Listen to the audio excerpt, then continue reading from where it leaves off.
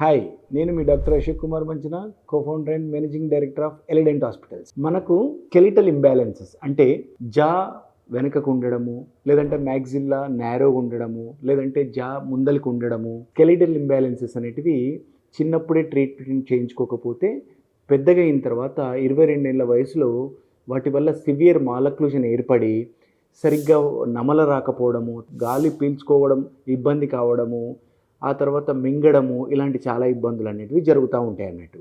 తర్వాత బ్యూటీ కూడా ఉండకపోవడం వల్ల సెల్ఫ్ కాన్ఫిడెన్స్ అనేది తగ్గిపోయి సోషల్గా కలవాలంటే చాలా ఇబ్బంది అవుతుంది. ఆ పర్సన్ ఎంత టాలెంటెడ్ అయినప్పటికీ అందవిహీనంగా ఉండడం, ఈ యొక్క మ్యాండబుల్ ముందలకు ఉండడం, మ్యాగ్జిల్లా సన్నగా ఉండడం, మ్యాగ్జిల్లా వెనుకకు ఉండడం, ఇలాంటన్నిటిని ఏమంటాము అంటే స్కెలిటల్ ఇంబ్యాలెన్సెస్ అని చెప్పేసి అంటాము. అయితే ఈ స్కెలిటల్ ఇంబ్యాలెన్స్ ఉన్న వాళ్ళు ఇలాగే బతకాలి అని ఏం లేదు. యాక్చువల్గా అవేర్నెస్ లేక చాలామంది ట్రీట్మెంట్ చేయించుకుంటలేరు. అయితే 20 ఏళ్ళ తర్వాత వస్తే ఇలాంటి స్కెలిటల్ ఇంబ్యాలెన్సెస్ ఉంటే వాటికి చేసే ట్రీట్మెంట్ ఆర్థోగ్నాటిక్ సర్జరీ. అదే 20 ఏళ్లలో అంటే 7 to 12 ఇయర్స్ లోపు ఇలాంటి ప్రాబ్లమ్స్ ఉంటే వాటిని ఇంటర్సెప్టివ్ ఆర్థోడాంటిక్స్ ద్వారా ట్రీట్మెంట్ చేయించుకోవచ్చు. బట్ అప్పుడు ఎప్పుడైతే తెలియక చేయించుకోకపోతారో వాళ్ళకి ఇప్పుడు చేసే సర్జరీస్ని ఏమంటారంటే ఆర్థోగ్నాటిక్ సర్జరీస్ అంటారు అన్నట్టు. అంటే ఏంటి, ఎలా చేస్తారు అంటే ఆస్టియోటమీ ఆఫ్ మ్యాగ్జిల్లా, లేదంటే ఆస్టియోటమీ ఆఫ్ మ్యాండిబుల్, లేదంటే చిన్ పార్ట్ చిన్నగా ఉండి కొంచెం పొజిషన్ బాగలేకపోతే జీనియోప్లాస్టీ. ఈ 3 పద్ధతుల ద్వారా బోన్ని కట్ చేసి స్క్రూస్ ప్లేట్స్ యూస్ చేసి వాటిని ప్రాపర్గా అమర్చి స్కెలిటల్ బ్యాలెన్స్ అనేది యూస్ చేస్తారు. అయితే దీనికి 3 ఫేజెస్గా ఉంటుంది ట్రీట్మెంట్. ఎలా ఉంటుంది అంటే first pre orthognathic surgery treatment అంటే బ్రేసెస్ యూస్ చేసి ఫస్ట్ టీత్ అలైన్మెంట్ అనేది జరుగుతుంది. ఆ తర్వాత ఆర్థోగ్నాటిక్ సర్జరీ జరుగుతుంది. అది ఎవరి పర్యవేక్షణలో జరుగుతుంది అంటే oral and maxillofacial surgeon who is very good specialised skills in orthognathic surgery, అతని ఆధ్వర్యంలో జరుగుతుంది. ఈ ట్రీట్మెంట్ ఎక్కడ జరుగుతుంది అంటే లోకల్ డెంటల్ హాస్పిటల్స్లో జరగదు.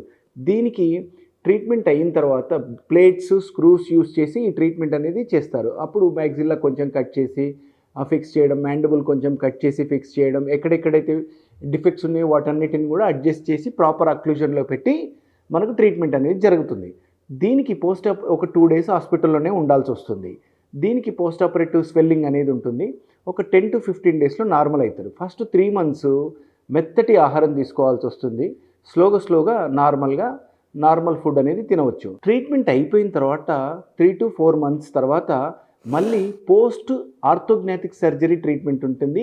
ఇదంతా అయిపోయిన తర్వాత రీటైనర్స్ ఇవ్వడం జరుగుతుంది. ఆ తర్వాత పళ్ళు ఏమన్నా లేకపోతే వాటిని ఇంప్లాంట్స్ తోటి పళ్ళు అనేది మళ్ళీ అమర్చడం జరుగుతుంది. సో నెంబర్ 1, స్కెలిటల్ ఇంబ్యాలెన్సెస్ ఉన్న వాళ్ళకి ఆర్థోగ్నాటిక్ సర్జరీ ద్వారా మొదట బ్రేసెస్ ట్రీట్మెంట్ చేస్తాము, తర్వాత ఆర్థోగ్నాటిక్ సర్జరీ చేస్తాము, ఆ తర్వాత మళ్ళీ బ్రేసెస్ ట్రీట్మెంట్ చేస్తాము.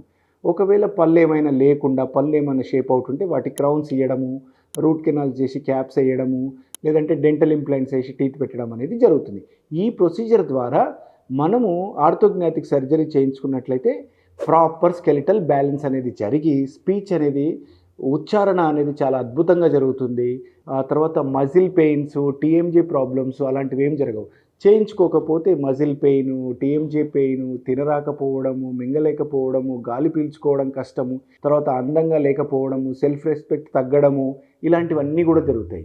ఎవరికైనా ఇలాంటి ప్రాబ్లమ్స్ ఉంటే మీరు ఎలిడెంట్ హాస్పిటల్స్ నందు సంప్రదించి వాళ్ళు చెప్పిన టెస్ట్లన్నీ కూడా చేయించుకొని మనము ఈ సర్జరీస్కి అనేది వెళ్ళొచ్చు. Thank you. నేను మీ doctor Ashok Kumar Manchana, co-founder and managing director of Elident hospitals, Hyderabad.